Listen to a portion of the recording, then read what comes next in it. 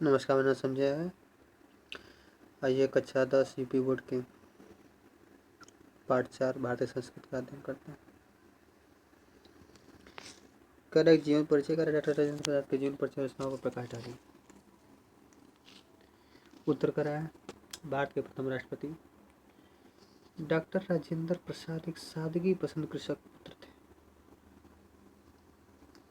जहां वे एक देशभक्त राजनेता थे, वहीं कुशल वक्ता और श्रेष्ठ लेखक भी थे। सत्यनिष्ठा, ईमानदारी और निर्भीकता इनकी रोम रोम में बसी हुई थी। साहित्य के क्षेत्र में भी इनका योगदान बहुत स्पृहणीय रहा है। अपने लेखों और भाषणों के माध्यम से इन्होंने हिंदी साहित्य को समृद्ध किया। सांस्कृतिक, शैक्षिक, सामाजिक आदि विषयों पर लिखे गए इनके लेख हिंदी साहित्य की अमूल्य धरोहर। जीवन परिचय। देश रत्न डॉक्टर राजेंद्र प्रसाद का जन्म सन 1884 ईस्वी के बिहार राज्य के छपरा जिले के जीरादेई नामक ग्राम में हुआ था। इनके पिता का नाम महादेव सहाय था। इनका परिवार गांव के संपन्न प्रतिष्ठित कृषक परिवारों में से था। इन्होंने कलकत्ता विश्वविद्यालय से एमए, एलएलबी की परीक्षा उत्तीर्ण की थी। ये प्रतिभा संपन्न और मेधावी छात्र थे और परीक्षा में सदैव प्रथम आते थे। कुछ समय तक मुजफ्फरपुर कॉलेज में अध्यापन कार्य करने के पश्चात ये पटना और कलकत्ता हाई कोर्ट में वकील भी रहे। इनका झुकाव प्रारंभ से ही राष्ट्र सेवा की ओर था। सन 1917 ईस्वी में गांधी जी के आदर्शों और सिद्धांतों से प्रभावित होकर इन्होंने चंपारण के आंदोलन में सक्रिय भाग लिया और वकालत छोड़कर पूर्ण रूप से राष्ट्रीय स्वतंत्रता संग्राम में कूद पड़े। अनेक बार जेल की यातनाएं भी भोगी। इन्होंने विदेश जाकर भारत के पक्ष को विश्व के सम्मुख रखा। ये 3 बार अखिल भारतीय कांग्रेस के सभापति और भारत के संविधान निर्माण करने वाली सभा के सभापति चुने गए।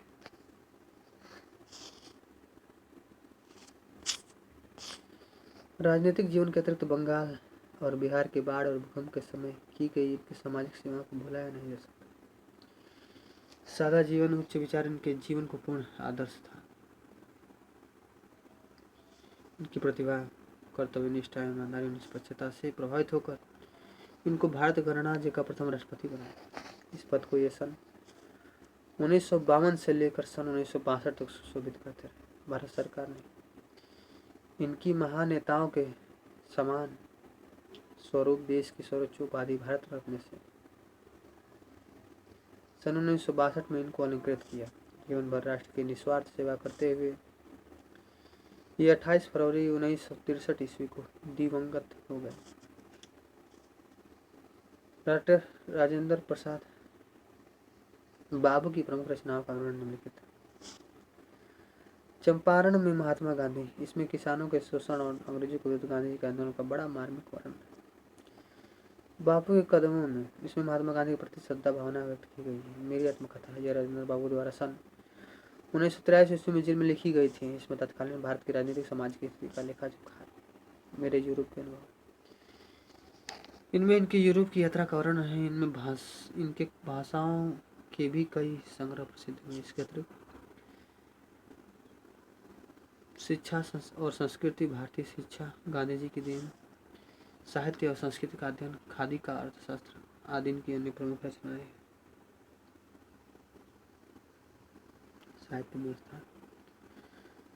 डॉक्टर राजेंद्र प्रसाद सुलझे हुए राजनेता होने के साथ साथ उच्च कोटि के विचारक, साहित्य साधक और कुशल वक्ता थे। ये सादी भाषा और गहन विचारक के रूप में सदैव स्मरण किए जाए।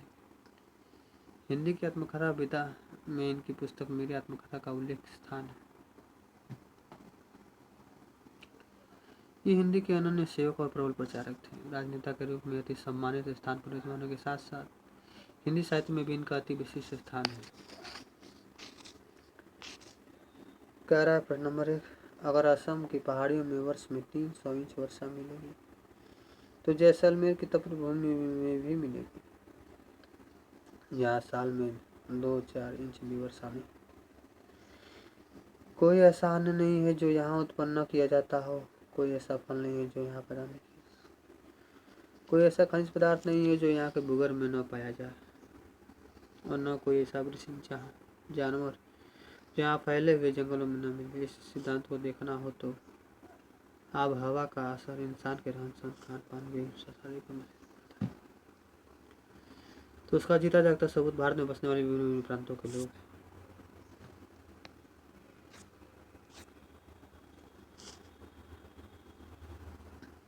कह रहा है कि खनिज पदार्थ पृथ्वी को खोद कर निकाले गए पदार्थ जैसे लोहा, चांदी, पीतल, भूगर्भ, पृथ्वी के अंदर, आब हवा में वातावरण। प्रस्तुत गद्यांश हमारी पाठ्य पुस्तक हिंदी गद्य खंड के संकलित डॉक्टर राजेंद्र प्रसाद द्वारा लिखित भारतीय संस्कृत नामक निबंध से उद्धृत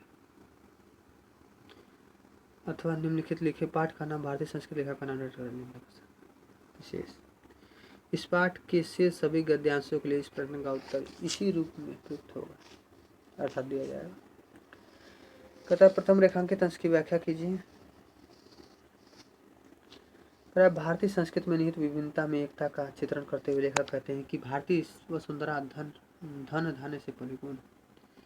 इसी कारण कोई ऐसा अन्न और फल नहीं है जिसे यहाँ पैदा न किया जा सकता। भारतीय वसुंधरा के गर्भ में अनेक खनिज पदार्थ पाए जाते हैं। हर प्रकार की वनस्पति, हर प्रकार के जानवर यहाँ पाए जाते हैं। लेखक के कहने का आशा है कि यहाँ बहुत सी ऐसी बातें हैं जो भारत की एकता में भी अनेकता दर्शा कराने में सत्य प्रतीत होती है। द्वितीय रेखांकन अंश की व्याख्या कर रहा है कि लेखक डॉक्टर राजेंद्र प्रसाद जी का कहना है कि यदि किसी व्यक्ति को इस सिद्धांत को देखना है कि वातावरण का असर व्यक्ति के रहन सहन, खान पान, वेशभूषा, शरीर, मस्तिष्क पर कितना अधिक पड़ता है तो जीता जागता प्रमाण भारत में बसने वाले विभिन्न प्रांतों के लोग हैं, क्योंकि उन सभी का खान पान, रहन सहन और वेशभूषा भिन्न भिन्न होती है।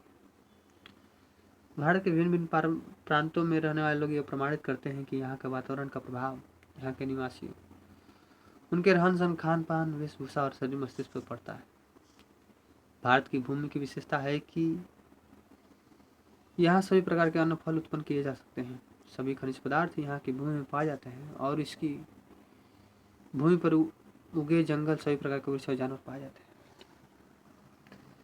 हैं। भारत में वर्षा की यह विशेषता है कि एक तरफ यहाँ असम की पहाड़ियों में 300 इंच तक वर्षा होती है, दूसरी तरफ जैसलमेर की भूमि पर 3 इंच भी नहीं होती। प्रश्न नंबर 2 भिन्न भिन्न धर्मों को मानने वाले जो सारी दुनिया के सभी देशों में बसे हुए यहाँ भी थोड़ी बहुत संख्या में पाए जाते हैं। जिस तरह यहाँ की बोलियों की गिनती आसान नहीं, उसी तरह यहाँ भिन्न भिन्न धर्मों के संप्रदाय की भी गिनती आसान नहीं। इस विभिन्नता को देखकर अगर अपरिचित आदमी घबरा कह उठे कि यह एक देश नहीं अनेक देशों का समूह है, तो यह एक जाति नहीं अनेक जातियों का समूह है, तो इसमें आश्चर्य की बात नहीं, क्योंकि ऊपर देखने वाले को जो गहराई में नहीं जाता विभिन्नता ही देखने में आएगी। प्रथम रेखांकित अंश की व्याख्या। डॉक्टर राजेंद्र प्रसाद जी का कहते हैं कि यह विश्व अनेक देशों में विभक्त है और इन सभी देशों में भिन्न भिन्न रीति रिवाज, संस्कृति और धर्म है।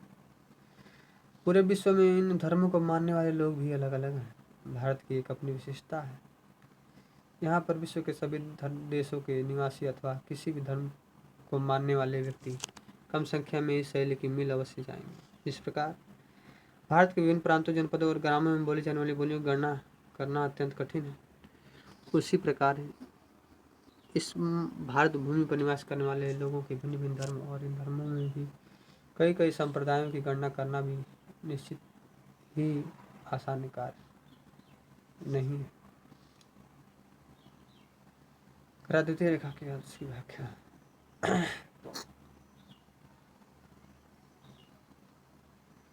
डॉक्टर राजेंद्र प्रसाद जी कहते हैं कि भारत भूमि की इतनी विविधता को देखकर दूसरे देशवासी या ऐसे व्यक्ति जो यहाँ के मौलिक रूप से अनभिज्ञ हैं घबरा जाते हैं और कह बैठते हैं कि भारत तो एक देश है ही नहीं, वरना यह तो अनेक देशों का समूह है।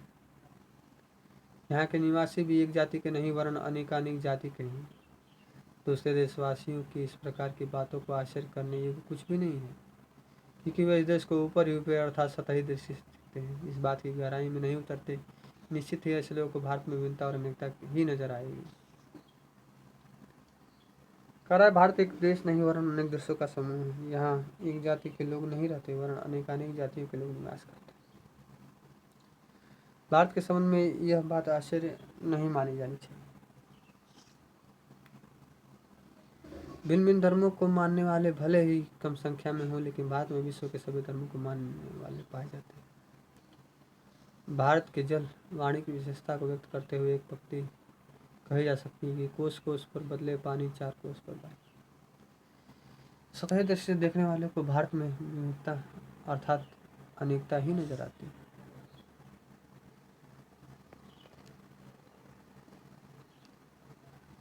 प्रस्तुत गद्यांश में लेखक भारत भूमि की विविधता का बहुत ही सार्थक और रचनात्मक रूप से वर्णन करता है। इससे लेखक का अपने देश और उसकी संस्कृति के प्रति प्रेम झलकता है।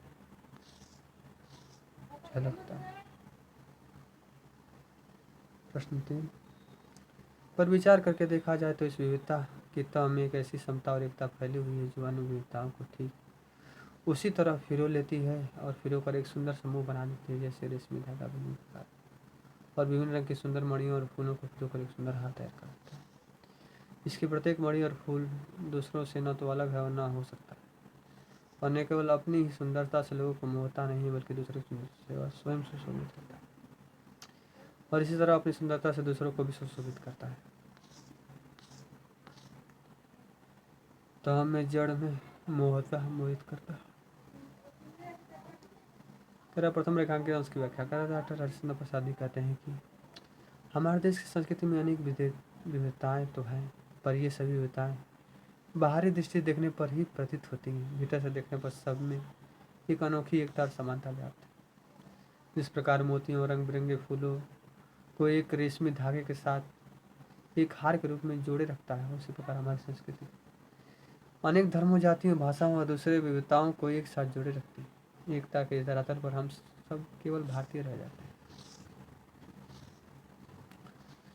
डॉक्टर राजेंद्र प्रसाद जी कहते हैं कि इस हार की प्रत्येक मणि पुष्प अन्य मणि पुष्पों से न तो भिन्न है और न ही हो सकती। ये हार या पुष्प अपनी सुंदरता से ही है, दूसरे को नहीं लुभाते, वरन दूसरों की सुंदरता से खुद सुशोभित भी होते हैं। तात्पर्य यह है कि जिस प्रकार माला के फूल अपने सौंदर्य से दूसरों को मोहित ही नहीं करते, अपितु दूसरों के गले में डाले जाने पर उनको सुशोभित करते हैं, उसी प्रकार हमारा देश की धार्मिक, भाषी और जातिगत विविधता स्वयं को सुशोभित होती है, हमारे देश को भी सुशोभित करती है। प्रस्तुत गद्यांश में मणि और फूल की विशेषताओं को रूप में कहा गया है कि ये केवल अपनी सुंदरता से ही लोगों को मोहित नहीं करते, वरन दूसरे की सुंदरता से स्वयं भी सुशोभित होते हैं। विविधताओं की तह में फैली एकता उस रेशमी धागे के समान है जो विभिन्न प्रकार की मणिमताओं और फूलों को अपने में गूंथ कर एक हार बना देती है। भारत और भारतीय संस्कृति के विषय में कहा जा सकता है कि हिंदू, मुसलमान, फारसी, सिख, ईसाई आदि सभी इसी देश में रहने वाले हैं। उनके मंदिर, मस्जिद, गुरुद्वारे आदि अलग अलग हो सकते हैं, परंतु भारत रूप जो बड़ा मंदिर है वह सबका है। सब मजहब के लोग एक ही ईश्वर की इबादत करते हैं। कवि और द्वारिका प्रसाद महेश्वरी ने भी ऐसे ही भाव व्यक्त किए हैं, हम सब सुनने को स्वयं के।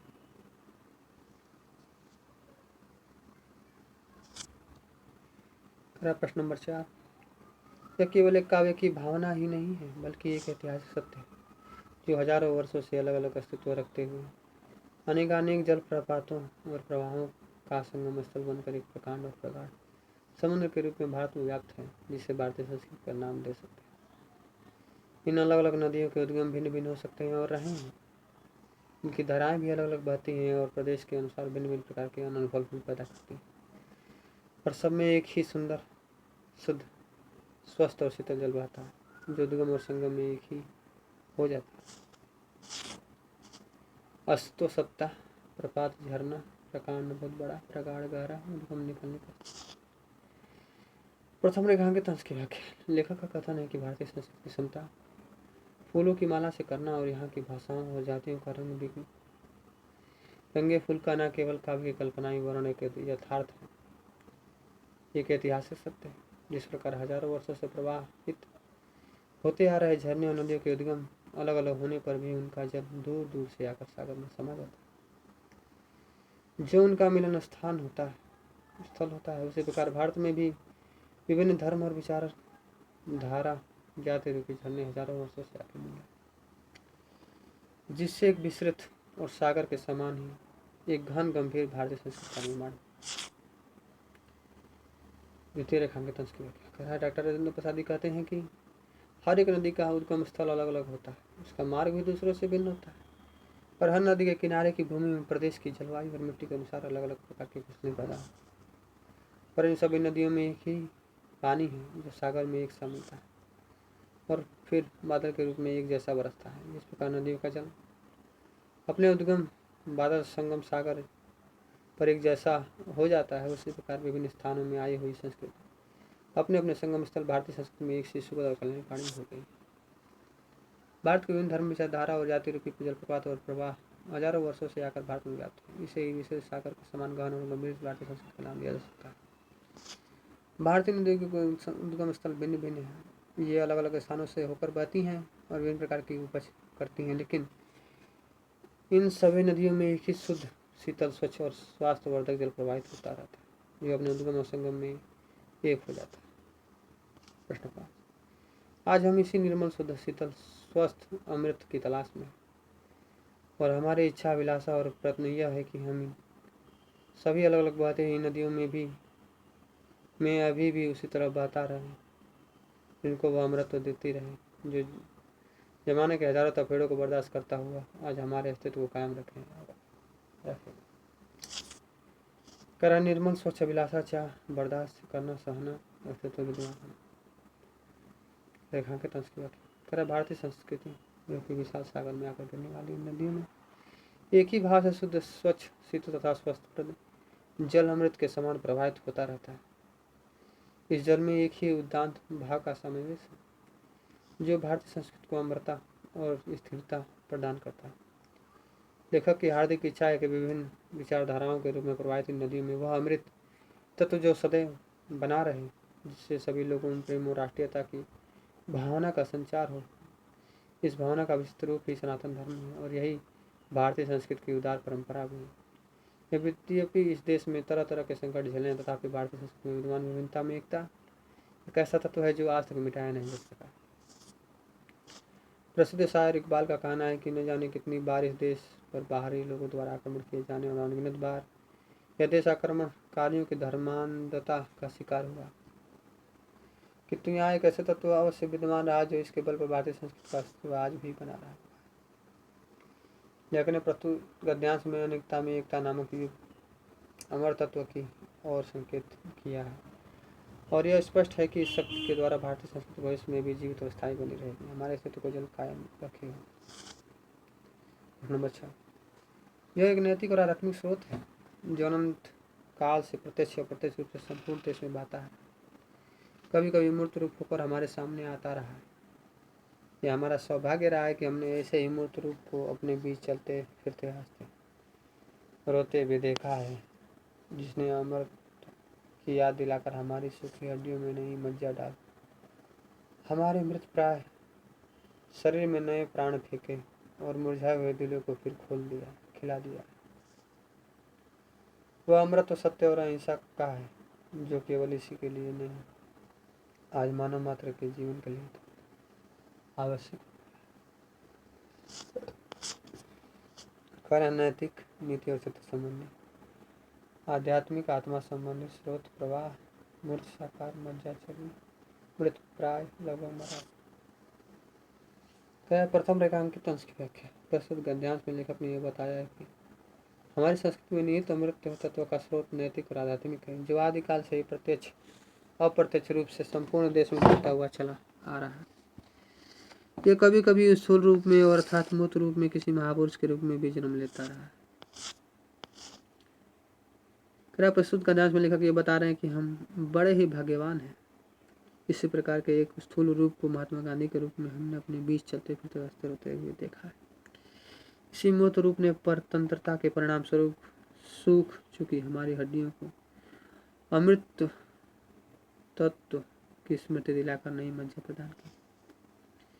मरे हुए से हमारे शरीर में प्राणों का संचार किया, निराशा और मुरझाए हुए दिलों को प्राण दान देकर पुनः खिला दिया और उनमें नूतन ऊर्जा का संचार किया। उस मूर्त रूप ने जो अमर तत्व प्रदान किया वह सत्य और अहिंसा का है। कह रहे मानव मात्र के जीवन के लिए सत्य और अहिंसा नामक अमृत तत्व की आवश्यकता है। आज की बढ़ती हुई हिंसात्मक वृत्ति ईश्वर प्रासंगिक और भी बढ़ गई है। सत्य और अहिंसा के मूर्तमान स्वरूप राष्ट्रपति महात्मा गांधी जी हैं, जिनका प्रस्तुत कर ध्यान में सांकेतिक रूप से वर्णन किया गया है। भारतीय संस्कृति में विद्वान अमरत्व तत्व का स्रोत नैतिक और आध्यात्मिक है, जो कि अनंत काल से कभी प्रत्यक्ष और कभी मूर्त रूप से हम सभी के सम्मुख आता रहा है। लेखक ने अमर तत्वों को स्रोत भारतीय संस्कृति को बताया। हम इस देश में प्रजातंत्र की स्थापना कर चुके हैं, जिसका अर्थ है व्यक्ति की पूर्ण स्वतंत्रता, जिसमें वह अपना पूरा विकास कर सके और साथ ही सामूहिक और सामाजिक एकता भी। व्यक्ति और समाज के बीच विरोध का आभास होता है। व्यक्ति अपनी उन्नति और विकास चाहता है, और यदि एक की उन्नति और विकास दूसरे की उन्नति और विकास में बाधक हो तो संघर्ष पैदा होता है। और यह संघर्ष तभी दूर हो सकता है जब सबके विकास के पथ अहिंसा के हों। हमारी सारी संस्कृति का मूल आधार इसी अहिंसा तत्व पर स्थापित रहा है। जहाँ जहाँ हमारे नैतिक सिद्धांतों का वर्णन आया है, अहिंसा को ही उनमें मुख्य स्थान दिया गया है। आभास प्रतीति पथ मार्ग करा रेखांकित अंश की व्याख्या। करा विद्वान लेखक का कहना है कि हमें अपने स्वतंत्रता का दुरुपयोग नहीं करना चाहिए। हम कोई भी कार्य करने के लिए स्वतंत्र हैं, किंतु हमारा यह नैतिक कर्तव्य भी है कि हम अपने कार्य को इस प्रकार संपन्न करें जिससे किसी दूसरे को उसमें किसी प्रकार से असुविधा हो। यदि हम ऐसा सोचकर कार्य करेंगे तो हमारी सामाजिक एकता बनी रहेगी और सभी को उन्नति करने की एक समान अवसर मिलेगा। संघर्ष तब होता है जब एक के स्वार्थ दूसरे के स्वार्थ में बाधा पहुंचाता है। इस संघर्ष को टालने का एकमात्र उपाय अहिंसा और त्याग भावना का अनुसरण करना है। इसी अहिंसा तत्व पर हमारी संस्कृति टिकी हुई है। हम जब भी मानवीय मूल्यों की बात करते हैं तब अहिंसा को मुख्य स्थान देते हैं। प्रजातंत्र का करा व्यक्ति की पूर्ण स्वतंत्रता, जिसमें वह स्वयं के साथ साथ अपने समूह और समाज का भी विकास कर सके। इस गद्यांश में भारत में प्रजातंत्र की बात की जा रही है। नैतिक सिद्धांतों में अहिंसा तत्व को ही प्रमुख स्थान दिया गया है, क्योंकि व्यक्तिगत और सामूहिक उन्नति के विकास की आड़े आने वाले संघर्ष तभी दूर हो सकते हैं जब सबके विकास के पथ अहिंसा के हैं। करा प्रस्तुत गद्यांश में लेखक द्वारा अहिंसा तत्व के महत्व को उद्घाटित किया गया। उसका कहना है कि व्यक्ति के माध्यम संघर्ष तभी दूर हो सकेगा जब सभी लोग अहिंसा के मार्ग पर चलो और अहिंसा की भावना का त्याग करो। नंबर 8, अहिंसा का दूसरा नाम और दूसरा रूप त्याग है, और अहिंसा का दूसरा रूप नाम स्वार्थ हिंसा जो प्रायः भोग के रूप में हमारे सामने आता है। और हमारे सभ्यता ने तो भोग भी त्याग से ही निकाला है और भोग भी त्याग में ही पाया है। श्रुति कहती है कि तेन त्यक्तेन भुज्यिथा। इसी के द्वारा हम व्यक्ति के बीच का विरोध, व्यक्ति समाज के बीच का विरोध, समाज और समाज के बीच का विरोध, देश और देश के बीच का विरोध मिटाना चाहिए। हमारी शारीरिक नैतिक चेतना इसी तत्व से उत्पन्न। भोग सांसारिक वस्तु का उपयोग, तेन त्यक्तेन भुज्यिथा, इसलिए त्याग की भावना से भोग पर श्रुति में निवेदित।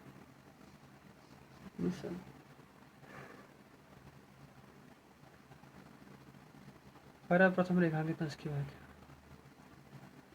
प्रस्तुत गद्यांश में लेखक ने बताया है कि भारतीय संस्कृति में अहिंसा की अवधारणा का विशेष महत्व है। वास्तव में हमारी संस्कृति अहिंसा के मूल तत्व पर ही आधारित है। संस्कृति में नैतिक मान्यताओं का विशेष महत्व है। भारतीय संस्कृति में स्वीकृत अधिकांश नैतिक मान्यताएं भी अहिंसा के तत्व पर ही आधारित है। अहिंसा का दूसरा नाम ही त्याग है। इसी प्रकार हिंसा का दूसरा नाम स्वार्थ है। हिंसा का रूप पदार्थ के भोग के रूप में हमारे सामने आता है। मनुष्य स्वार्थ के कारण जब पदार्थों को अकेले ही भोग करता है तभी हिंसा का जन्म होता है। भारतीय संस्कृति में त्याग और भोग का समन्वय है। जब तक हम किसी वस्तु का त्याग नहीं करेंगे तब तक दूसरा उसका उपभोग नहीं कर सकता। इस प्रकार त्याग से ही भोग की प्राप्ति होती है।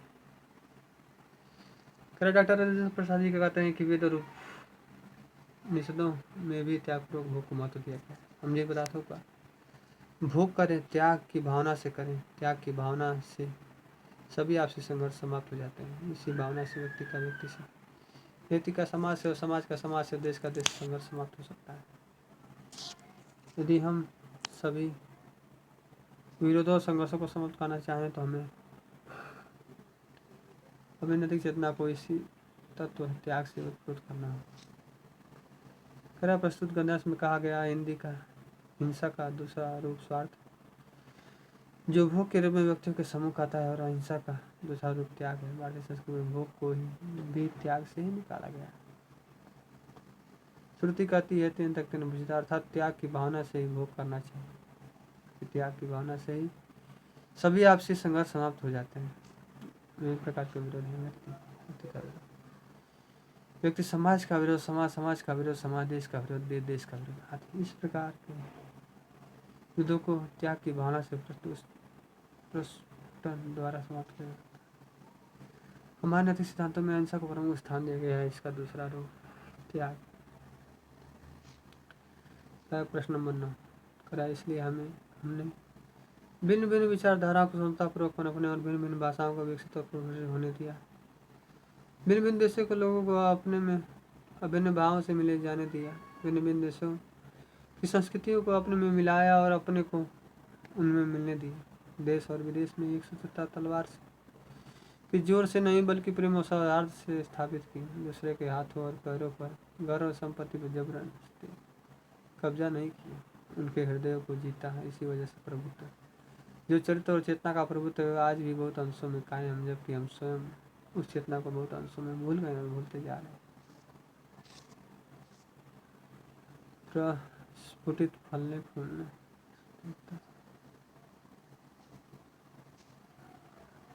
करा, प्रथम रेखांकित नष्ट की बात है। कह रहा है प्रस्तुत गद्यांश में लेखक ने बताया कि भारतीय संस्कृति ने कभी भी संस्कृति सभ्यताओं को विकसित होने में बाधा नहीं पहुंचाई जो इसकी अपनी नहीं। उसका कहना है कि भारतीय वासियों ने सदैव अलग अलग विचारधाराओं को, जो उसकी धर्म और विभिन्न रूपों में होती है, सदैव विकसित होने और उनमें उनके अपने ढंग से उन्हें पल्लवित पुष्पित होने दिया। विभिन्न देशों के लोगों को जिस प्रकार अपने में मिल जाने, जैसे कि उनके अपने ही हो, भारतवासियों ने विभिन्न देशों की संस्कृति को सुनना मिला और स्वयं को उनकी संस्कृति में मिल जाने दी। कह रहा है प्रस्तुत गद्यांश में डॉक्टर रजत प्रसाद जी कहते हैं कि भारतीय संस्कृति में एकता और समरसता का यह कार्य बलपूर्वक नहीं किया, वरन प्रेम और मित्रता की भावना से किया। उन्होंने कभी भी विदेशियों के सारे अंगों पर अचल चल संपत्ति पर बलपूर्वक अधिकार करने, वरन उनके हृदय पर अधिकार जमाने का प्रयास किया। क्योंकि किसी के शरीर पर तो बलपूर्वक अधिकार किया जा सकता है, लेकिन हृदय पर नहीं। यही कारण है कि आज भारतीयों का जो प्रभाव दूसरों पर बना हुआ है, वह उनके चरित्र और चेतना का है। अंतिम पंक्ति में लेखक भारतीयों की वर्तमान स्थिति पर अफसोस प्रकट करते हुए कह रहे हैं कि आज भारतीय अपने इस गुण को, जिसके बल पर दूसरों को कायम थे, स्वयं भूल चुके हैं और भूलते जा रहे हैं। भारतवासियों ने विभिन्न धर्मों को सफलतापूर्वक पल्लवित पुष्पित होने और भिन्न भिन्न वैचारिक धारणाओं को बिना किसी रोक टोक के अपने अपने मार्ग को प्रभावित होने दिया। भारतीय लोगों ने विभिन्न देशों व्यक्तियों को अपने में मिल जाने दिए तथा विभिन्न देशों की संस्कृतियों को अपने में तथा अपने देश की संस्कृतियों में मिल जाने दिए। भारतीयों ने स्वदेश और विदेश में एकता, प्रेम और सौहार्द से स्थापित की, बलपूर्वक नहीं। भारतीयों का प्रभुत्व दूसरों पर अभी मात्र इसीलिए कायम है क्योंकि उन्होंने उनके हृदय को जीत लिया। उनके घर, धन, संपत्ति, बाह्य व्यक्तित्व को भी अपने अधीन नहीं किया। प्रस्तुत गद्यांश में लेखक ने भारत के उच्च आदर्शों को स्पष्ट किया है, जो दूसरों पर अपना प्रभुत्व प्रेम सौहार्द से स्थापित करता है। वह यह भी बताया है कि वर्तमान समय में भारतीय स्वयं उनके विमुख होते जा रहे हैं। नंबर 10 हर प्रकार के प्रकृति जन और मानवकृत विपदाओं पड़ने पर भी हम लोगों की सृजनात्मक शक्ति कम नहीं हुई। हमारे देश में साम्राज्य बने और मिटे, विभिन्न संप्रदायों का उत्थान पतन हुआ। हम विदेशियों का आक्रांत और पदलित हुए, हम पर प्रकृति और मानव ने अनेक बार मुसीबतों के पहाड़ ढाके, पर फिर भी हम लोग बने रहे, हमारी संस्कृति बनी रही और हमारे जीवन शक्ति बनी रही। प्रकृति जनप्रकृति के द्वारा उत्पन्न, मानव कृत मनुष्य द्वारा उत्पन्न, विपदा आपदा आपत्ति विपत्ति से नाम शक्ति रेखा का व्याख्या इतिहास को साथी बनाते हुए लेखक कहता है कि भारतवर्ष में साम्राज्य बने और समाप्त हुए, विभिन्न संप्रदाय विकसित हुए, उनका पतन भी हुआ, विदेशियों ने अपना आक्रमण किया और हमें अपमानित भी किया। प्रकृति और मनुष्य ने एक बार नहीं अनेक बार हमारे ऊपर मुसीबत के पहाड़ ढाए, लेकिन हमारी संस्कृति इतनी महान है कि उसने सभी को अपने में समाविष्ट कर लिया। इसी कारण हमारी संस्कृति, हमारा जीवन, हमारी सनातन शक्ति आज तक बनी हुई है। निश्चित रूप से हमारी संस्कृति सभी संस्कृतियों में श्रेष्ठ एवं महान है। प्रस्तुत पंक्ति में लेखक ने भारतीय संस्कृति के महान आध्यात्मिक नैतिक आधार तथा विपरीत परिस्थितियों में भी स्वयं को उच्च बनाए रखने के आधार को स्पष्ट किया। संक्षेप में लेखक ने भारतीय संस्कृति की महानता को स्पष्ट किया। प्रत्येक प्रकार के भारतीय जनों मानव जन विपत्तियों को पढ़ने पर भी भारतवासी की शक्ति में कभी कमी नहीं आई रही। हम अपने दुर्दिनों में भी ऐसे मनुष्य और कर्मयोगी को पैदा कर सकते जो संसार के इतिहास के किसी युग में अत्यंत उच्च आसन के अधिकारी हो। अपनी दास्ता के दिनों में हमने गांधी जैसे कर्मठ धर्मनिष्ठ क्रांतिकारी को, अरविंद जैसे मनीषी कवि को, अरविंद और रमन महर्षि जैसे योगियों को पैदा किया, और उन्हीं दिनों में हमने ऐसे अनेक उद्भट विद्वान और वैज्ञानिक पैदा किए जिनका सिक्का संसार मानता है। इन हाथों में पढ़कर संसार की प्रसिद्धि जातियां मिट गई, उनमें हम न केवल जीवित ही रहे वरन अपनी आध्यात्मिक और बौद्धिक गौरव को बनाए रख सके। इनका कारण यह ही है कि हमारे सामूहिक चेतना अनेक नैतिक आधार पर ठहरी, जो पहाड़ों से मजबूत और समझ से गहरी और विकास से अधिक प्राप्त है। पुस्तक अध्यास में पाठ लेकर हम लिखे हैं, क्या दुर्दिन बुरे दिन, मनीषी बुद्धिमान आसन स्थान, उद्भट श्रेष्ठ और असाधारण।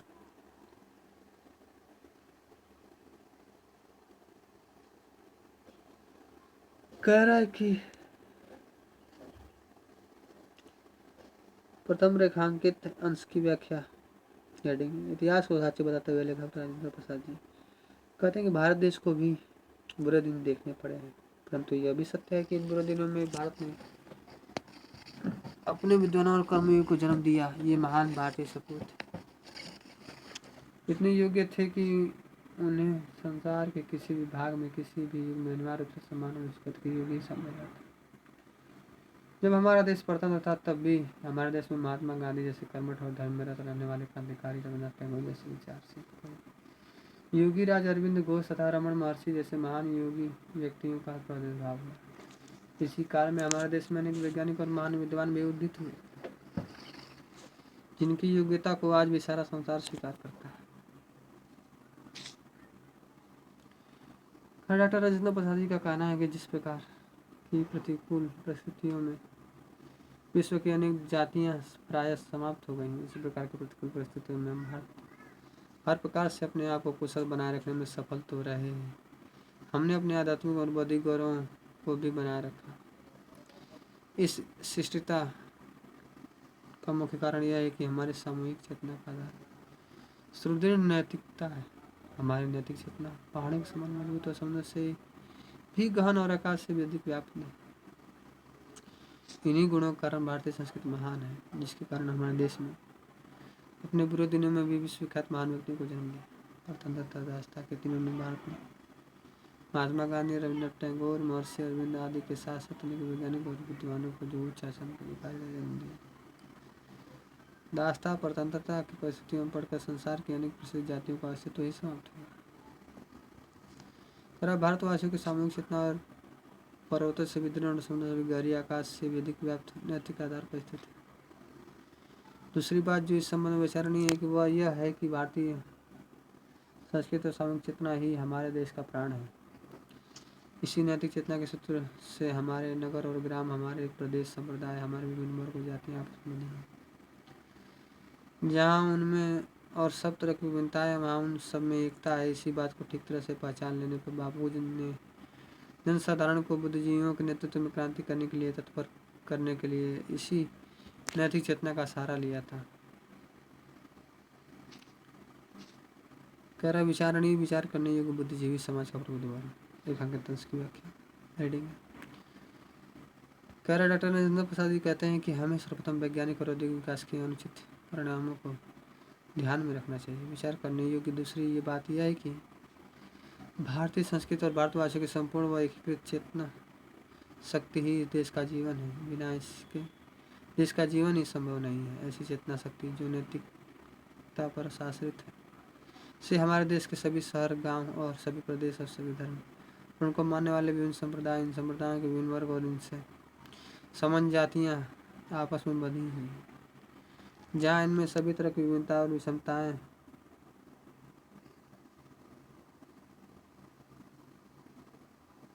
फैली हुई है, वहीं उन सब में एक एकता है जिसे ध्यान में देखने, समझने पर पहचानने की आवश्यकता है।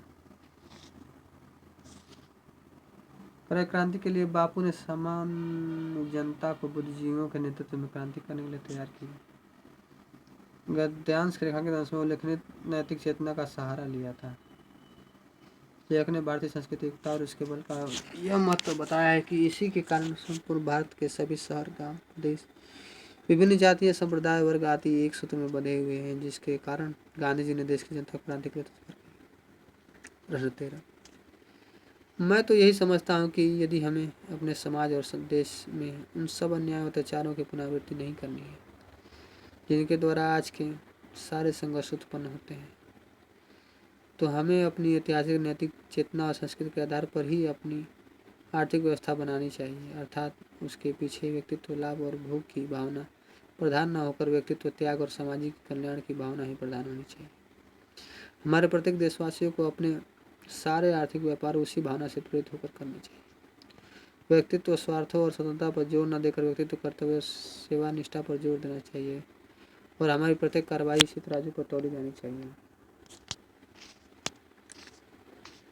कर पुनरावृत्ति फिर से दोहराना, आर्थिक व्यवस्था, धन का वितरण, भोग, स्वत्व, अधिकार, सेवा भाव, विश्वास।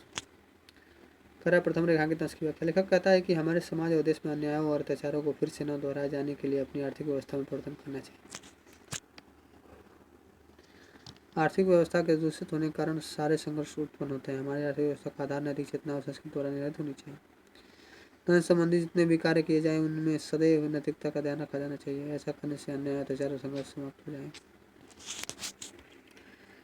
द्वितीय रेखांकित अंश की व्याख्या। प्रस्तुत गद्यांश में डॉक्टर नरेंद्र प्रसाद कहते हैं कि किसी भी कार्य को करते समय हमें इस बात का ध्यान रखना चाहिए कि कहीं स्वार्थ को बढ़ावा तो नहीं मिल रहा।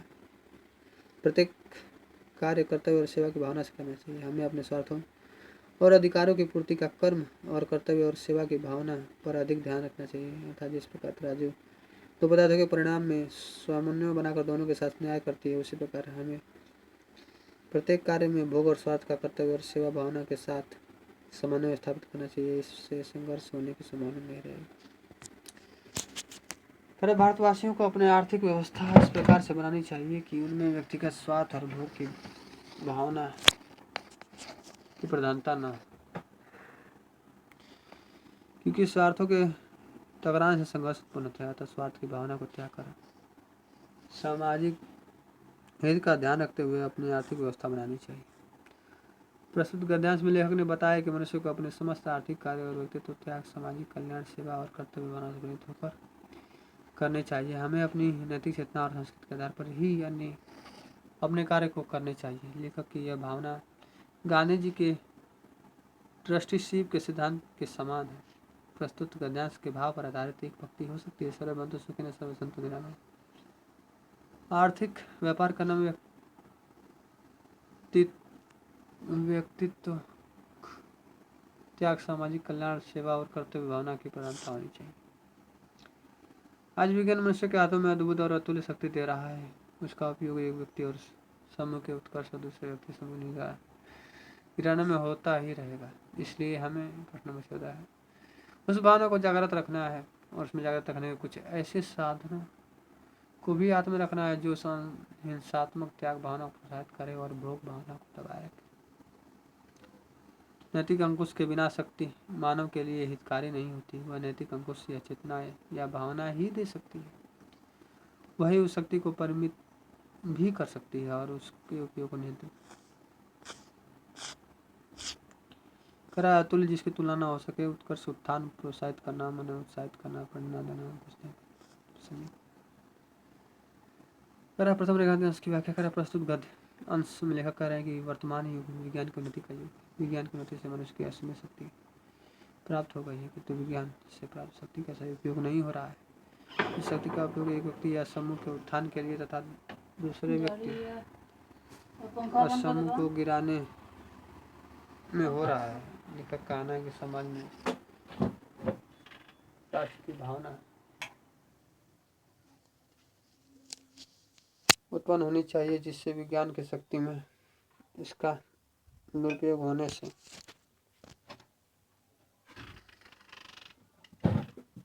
रोकने के लिए अंशात्मक त्याग की भावना को बढ़ावा दिया जा सके। द्वितीय रेखा के अंश की व्याख्या प्रकार प्रस्तुत गंधांश में डॉक्टर रविंद्र प्रसाद कहते हैं कि यदि विज्ञान की शक्ति पर प्रेम और हिंसा जैसे नैतिक मूल्यों का नियंत्रण नहीं लगाया जा सकता, तो मानव की हित नहीं कर सकती। नैतिक बंधन से विज्ञान का असीमित शक्ति हो सकती है और उसका उपयोग विनाश के लिए न कर निर्माण के लिए किया जा सकता है। आज विज्ञान की शक्ति को कल्याण की दिशा में प्रेरित करना अत्यंत आवश्यक हो गया। विज्ञान के द्वारा प्रदत्त तुलनीय शक्ति का उपयोग एक समूह व्यक्ति के उत्थान तथा दूसरे समूह व्यक्ति का प्रदान करने के लिए हो सकता है। इस शक्ति का प्रयोग अहिंसात्मक त्याग की भावना से किया जाना चाहिए। नैतिकता के अंकुश के बिना प्राप्त शक्ति मानव और मानवता के लिए हितकारी नहीं होती। यही उस असीमित शक्ति का सीमित कर सकती है और उसके दुरुपयोग को नियंत्रित कर सकती है। उपन्यास में लेखक ने विज्ञान के संहारात्मक नीति को नियंत्रित करने का सुझाव दिया है तथा इसके के लिए अहिंसा से परिपूर्ण त्याग की भावना का आवश्यक बताया है। मैं लेखक के इस कथन से 100% सहमत हूँ। विज्ञान के संबंध में लेखक का विचार यह है कि उसने मनुष्य के हाथों में अद्भुत और अतुल्य शक्ति दी है। इस शक्ति का उपयोग व्यक्ति और समाज को उत्कृष्ट किया जाना चाहिए। इसके लिए व्यक्ति को अपने अंदर हिंसा का त्याग की भावना को प्रोत्साहित करना चाहिए। प्रश्न 15 वर्तमान युग में भारतीय संस्कृति समन्वय के प्रश्न के अतिरिक्त यह बात भी विचारणीय है कि भारत की प्रत्येक प्रादेशिक भाषा की सुंदरता और आनंदप्रद कृतियों का स्वाद भारत के चयन अन्य प्रदेशों के लोगों को कैसे चखाया जाए। मैं समझता हूँ कि इस बारे में दो बातें विचारणीय हैं। क्या इस संबंध में यह उचित नहीं होगा कि प्रत्येक भाषा की साहित्यिक संस्थाएं उस भाषा की कृतियों को संघ लिपि अर्थात देवनागरी में भी छपवाने का आयोजन करें। लेखक के अंश की व्याख्या। लेखक डॉक्टर रविंद्र कहते हैं कि वर्तमान में हमें अपने पुराने सांस्कृतिक मूल्यों को अपनाकर भारतीय संस्कृति के समन्वयता स्वरूप को अक्षुण्ण बनाए रखना होगा। विभिन्न भाषावाद भी हमारी संस्कृति के समन्वयता स्वरूप को आघात पहुंचा रहे हैं और इसका समाधान सुझाते हुए लेखक कहते हैं कि भारत में अनेकानेक भाषाएं हैं और प्रत्येक भाषा को अनेक सुंदर और आनंद प्रदान करने वाली साहित्यिक कृतियाँ हैं। यदि हम इन कृतियों के सारस्वत से अन्य भाषाभाषियों को परिचित करा सके तो हमारी समस्या का बहुत कुछ समाधान हो सकता है। एक अनुसार भारतीय संस्कृति समन्वय के लिए प्रत्येक प्रादेशिक भाषा की साहित्यिक कृतियों का अनुवाद करा के उसे भारत के संघ लिपि अर्थात हिंदी में छपवाना चाहिए। नंबर 16 दूसरी बात यह कि ऐसी संस्था की स्थापना की जाए जो इन सब भाषा में आदान प्रदान का सिलसिला अनुवाद द्वारा आरंभ करें। इन सब भारतीय भाषाओं का प्रतिनिधित्व करने वाला सांस्कृतिक संगम स्थापित हो जाता है तो इस बारे में बड़ी सहूलियत होगी। साथ ही वह संगम साहित्यों को प्रोत्साहन भी प्रदान कर सकेगा और अच्छे साहित्य के स्तर में निर्माण और सृजन करने में भी पर्याप्त अच्छा कार्य कर सकेगा। साहित्य संस्कृति का एक व्यक्त रूप है। उसके दूसरे रूप गान, नृत्य, चित्रकला, वास्तु, मूर्तिकला इत्यादि में देखे जाते हैं। भारत अपनी एक सूत्रता इन सब कलाओं द्वारा प्रसिद्ध करता है। क्या प्रथम रेखांश की व्याख्या करें। डॉक्टर रविंद्र प्रसाद का कहना है कि भारत में विद्यमान विभिन्न संस्कृतियों का समन्वय के लिए आवश्यक है कि हम सब मिलकर एक ऐसी संस्था की स्थापना करें जो भारतीय भाषाओं की कृतियों परस्पर आदान प्रदान सिलसिला अनुवाद द्वारा प्रारंभ करें। लेखक ने कहा कि संस्था ऐसी होनी चाहिए कि जो किसी एक भारतीय भाषा की कृति का अन्य सभी भारतीय भाषा में अनुवाद कर सके। रेखांश की व्याख्या करें। डॉक्टर रविंद्र प्रसाद का कहना है कि भारत में विद्यमान विभिन्न संस्कृतियों के समन्वय के लिए आवश्यक है कि विभिन्न भाषाओं के साहित्यकारों का समन्वय हो जाए। यदि कोई इस प्रकार का संगम स्थापित हो जाता है तो यह विभिन्न भाषाओं के साहित्यकारों को साहित्य सृजन के लिए प्रोत्साहित कर सकता है। इसके साथ ही यह संगम साहित्य के स्तर में उत्थान और उत्तमोत्तम साहित्यिक रचना करने में भी पर्याप्त रूप में सहायक सिद्ध होगा। भारत अपनी एकता को गान और नृत्य, चित्रकला, वास्तुकला, मूर्तिकला इत्यादि कलाओं के द्वारा प्रदर्शित करता आया है। यदि पृथ्वी का स्वर्ग है तो यही है। प्रश्न नंबर 17 है, यह स्वप्न तभी सत्य होगा जब पृथ्वी पर स्वर्ग तो तभी स्थापित होगा जब अहिंसा, सत्य और सेवा का आदर्श सारे भूमंडल में मानव जीवन का मुख्य आधार और ग्राम प्रधान प्रेरक शक्ति हो गया हो। कर रहा उत्तर रेखा के तंस की व्याख्या। डॉक्टर राजेंद्र प्रसाद कहते हैं कि भारत की सुंदरता धरती को पृथ्वी का स्वर्ग कहा जा सकता है, परंतु आज समाज में वह जैसा वातावरण प्राप्त है इसे देखते हुए पृथ्वी को स्वर्ग कहीं नहीं कहा जा सकता। स्वर्ग की स्थापना तो सत्य, अहिंसा और निस्वार्थ सेवा की भावना से होती है। यदि हम वास्तव में धरती को स्वर्ग उतारना चाहते हैं तो हमें इस बात का प्रयास करना चाहिए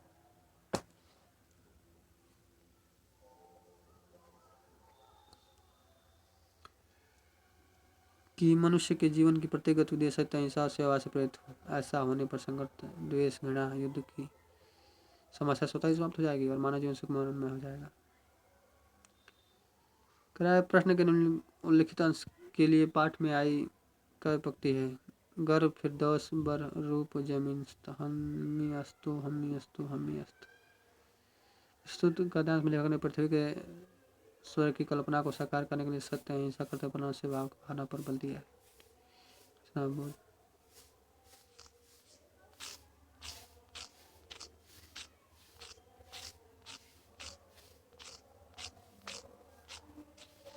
Thank you for watching.